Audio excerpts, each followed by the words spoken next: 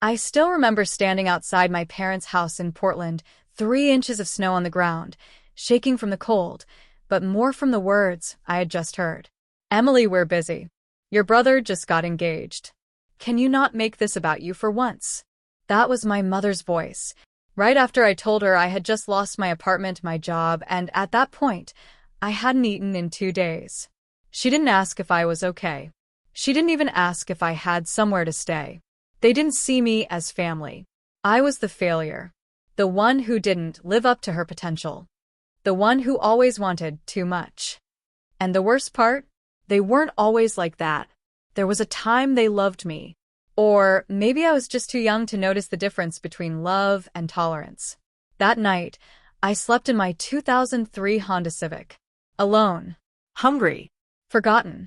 But what none of them knew was that I was about to build something they couldn't ignore. It wasn't always like this. Growing up in a quiet suburb of Eugene, Oregon, I used to believe I had the perfect family. Sunday dinners, birthday cakes, family road trips in Dad's old blue pickup. Those were our rituals. My dad, Greg, worked as a mechanic. Always had grease under his nails and a heart as big as the engine he was fixing. My mom, Sharon, ran a small home bakery. I can still smell the cinnamon rolls she'd bake every Saturday morning. And then there was my younger brother, Josh, charismatic, athletic, the golden boy. Everyone adored him, especially Mom. And me? I was the quiet one, the bookworm, the dreamer, the kid who stayed up late scribbling business ideas in a glittery Lisa Frank notebook. Emily, you think too big, my mom used to say, half laughing. But isn't that the point? I'd reply, just don't forget where you came from. She'd respond, and somehow it always felt more like a warning than wisdom. I didn't. I never did. When Josh wanted to try basketball camp across the country, they found the money. When I asked to take a summer course at Stanford on entrepreneurship, that's not realistic, honey. Still, I didn't resent them. Not then. Because back then, I still believed that if I worked hard enough, they'd see me. I thought love was something you earned. And so I tried. Every science fair, every honor roll, every perfect report card, I'd run home with hope bursting in my chest. Mom would glance up from her baking tray and smile. That's great, sweetheart. Can you take the trash out now? Every compliment was a whisper. Every correction a shout. And yet, for years, I kept trying to be the daughter they'd finally brag about. Until I realized they weren't even looking. It started small. Little things that at the time I told myself didn't matter. I'd come home for Thanksgiving break during my junior year at college, exhausted for midterms, and Mom would say, "Oh, we didn't think you were coming. We didn't save you a plate." Josh, meanwhile, had his favorite dish waiting for him on the stove. Chicken parmesan. Homemade. I remember sitting at the table while everyone laughed about Josh's new girlfriend, Amanda, how pretty she was, how lucky she must be. No one asked how my internship at the marketing agency was going. Not once. Later that night, I helped Mom clean the dishes. "So, Amanda seems nice," I offered, trying to be part of the conversation. Mom barely looked up. "She is." Finally, someone who compliments your brother's ambition. That word hit me. Finally, I swallowed it down. Again. Then came the job offers. After graduation, I landed a marketing associate role at a tech startup in Seattle. It wasn't flashy, but it was mine. I remember calling home, excited, trembling, hoping maybe, just maybe, they'd be proud. Mom's response? "Well, at least it's something. You know your cousin Kyle just got into med school." Dad chuckled in the background. "Don't worry, Em," he said. "You're not the doctor of the family, but you'll figure it out." Even Josh didn't say congratulations. Just laughed and said, "Hope you're not still chasing that fantasy of being rich one day." That line stuck with me, like a nail in soft wood. When I try to share my business ideas, my side projects, my dreams of one day launching my own agency, they just smiled. That tight, dismissive kind of smile people give when they don't take you seriously. "You're so creative," Mom would say. "But we just want you to be realistic." As if my dreams were a threat. As if my ambition was too loud for their comfort. Then, during one Christmas, Josh brought Amanda over, now his fiancée. The whole evening was a celebration of them. Champagne, toasts, gifts, laughter. At one point, Amanda turned to me and asked, "So, Emily, what do you do again?" Before I could answer, Mom interrupted. "She does something with computers, marketing or something. She works hard." That something, it crushed me. That was the moment I realized. They didn't see me. They never had. The betrayal didn't come with yelling or slammed doors. It came in silence, in decisions made behind my back. A few months after that Christmas, my lease in Seattle was ending. I'd been saving for a down payment and finally found a tiny fixer-upper outside Portland. Old bones, big yard, and affordable. I was proud. I called Mom and Dad, excited. "I'm going to buy a house." There was a pause. Then Dad said, "That's a big step. Are you sure?" I laughed nervously. "Yeah. I've run the numbers. I've got this." "Well," Mom said, "let's not jump into anything just because you're jealous of your brother." I blinked. "What?" "Oh, honey, come on," she continued, her voice soft but cutting. "Josh just got that investment from Grandpa, you know that. This isn't a competition." That was the first time I heard about Grandpa's investment. "What investment?" More silence. Dad cleared his throat. "We didn't want to say anything, but your grandfather gave Josh $80,000 for his real estate startup. He's building something solid. It's a family business, one with a legacy." I couldn't speak. $80,000. Meanwhile, I was counting every dollar to afford a down payment, eating oatmeal for dinner, skipping nights out, clipping grocery coupons.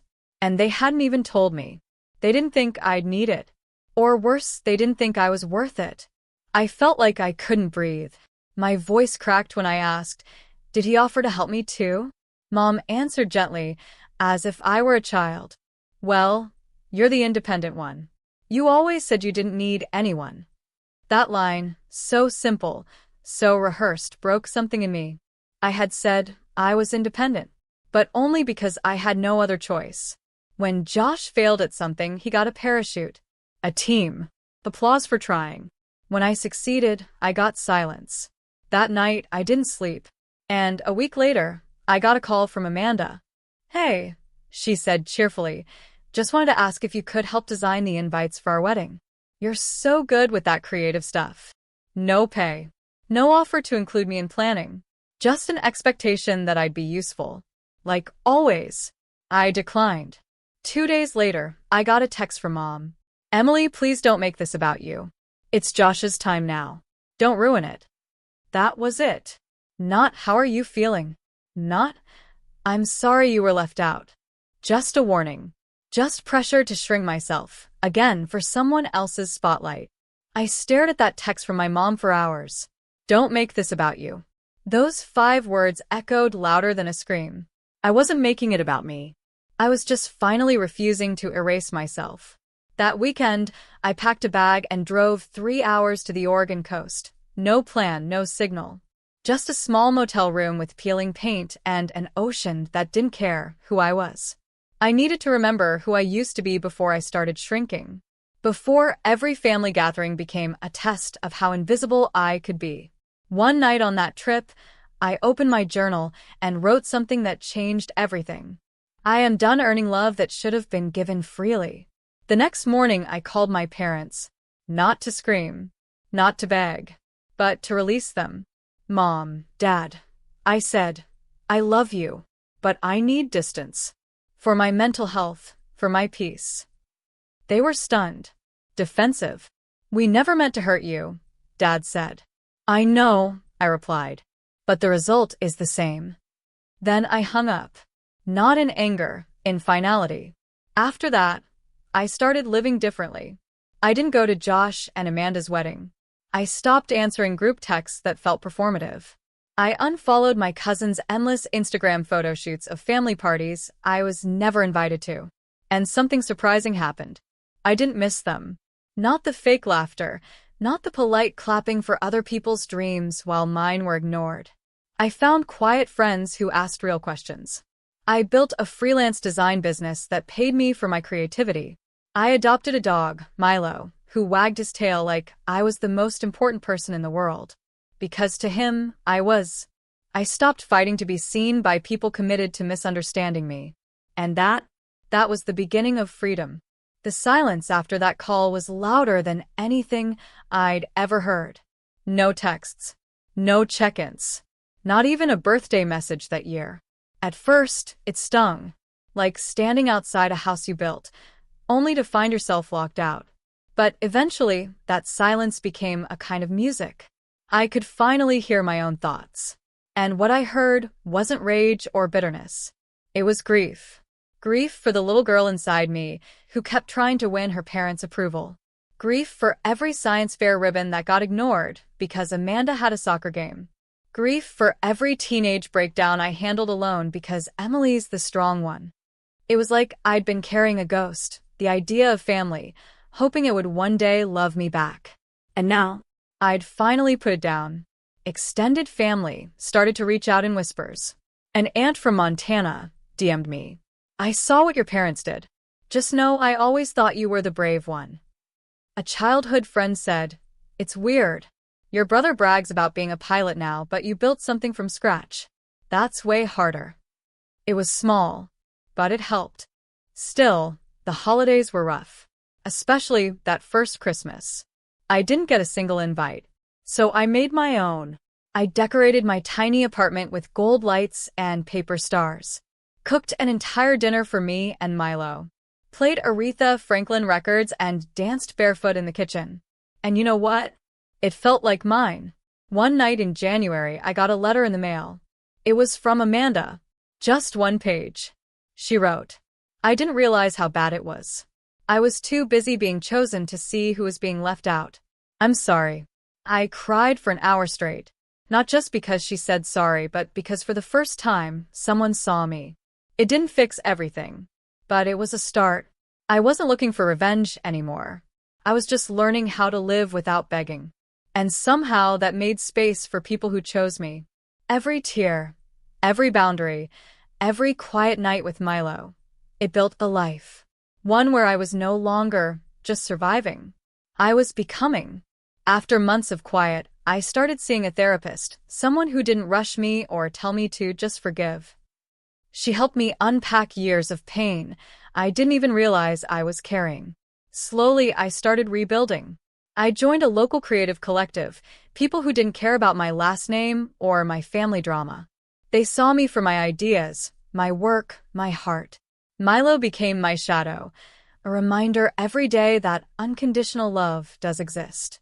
I reconnected with my cousin Rachel, the one who'd always been quietly kind. She'd been waiting for me to step away from the noise, and when I did, she welcomed me with open arms. Together, we launched a charity project for young women in tech, a way to use my pain as fuel for something bigger. The money I earned through freelance design wasn't just a paycheck. It was a declaration that I was enough, that I was worthy. And slowly, I stopped defining myself by the people who chose not to show up. I'm not the daughter who was ignored. I'm the woman who built her own empire, brick by brick, with sweat and tears. I'm Emily. And this is just the beginning. If there's one thing I want you to take away from my story, it's this. Family isn't just about blood or tradition. It's about who stands by you when the world turns its back. If you've ever felt invisible, unheard, or abandoned, you are not alone. I want to hear your story. Share it in the comments below, or message me privately if that feels safer. Let's build a community where we lift each other up, where healing begins with being seen. If this video touched you, please like, subscribe, and share it with someone who needs to know you matter. Thank you for listening to me. I'm Emily, and I'm so glad you're here.